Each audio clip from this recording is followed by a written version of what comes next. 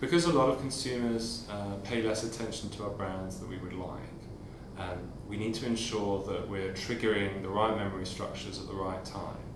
So when they're in the store and they're giving you the 3 seconds of their life that they're going to dedicate to you that year, you need to make sure that on shelf or in point of sale material that you're triggering the right associations.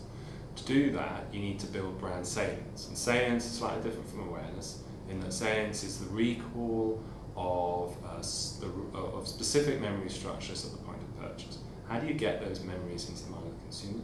The way we do that at Brand Union is to help clients build what we call brand assets.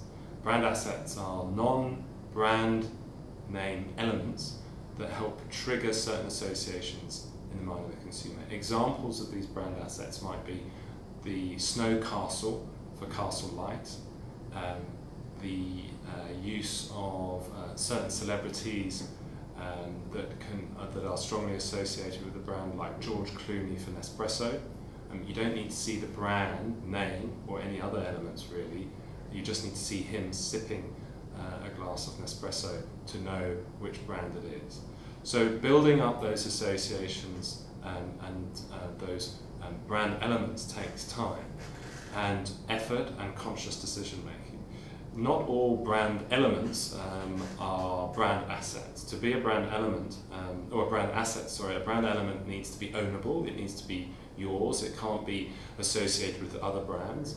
Equally, it needs to be ubiquitous, in that you can have a very distinctive brand element that belongs to you, but if no one's heard of it, it's not really a brand asset. So an example of a brand asset might be the Coca-Cola ribbon. When you look at Coca-Cola and you see that ribbon, you think Coca-Cola. It triggers the name Coca-Cola in the mind of the consumer. But it doesn't really trigger what the brand stands for instance. There was an execution of the brand, of that ribbon, where it had two hands sort of clasping a Coke, which many people have seen. In that instance, the element has been imbued with meaning, with some sort of, it now describes in some way what the brand stands for. We would call that, or the difference between those two things, one is an identity asset, and it just triggers the brand name, and the other one is a core iconic asset, or something that imbues meaning into the brand. What you want to do as a brand owner is understand what do you stand for, what do you want people to think of this brand, and then what iconography can you build that triggers that. A good example of a brand that we worked with that did that well is Carling Black Label.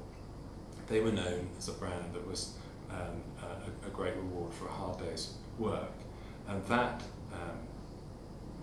brand started to feel less aspirational as getting a job or having a job wasn't in itself enough, and so SAB needed to change the positioning of the brand, or refresh the position, reframe what that brand stood for, and they moved towards the idea of that Carling Black Label was a brand that recognised and celebrated the champion in every man. So it became a champion beer for champion men, which felt familiar enough with where it had been before, but was now more aspirational and less strongly associated with manual labour as it had been before.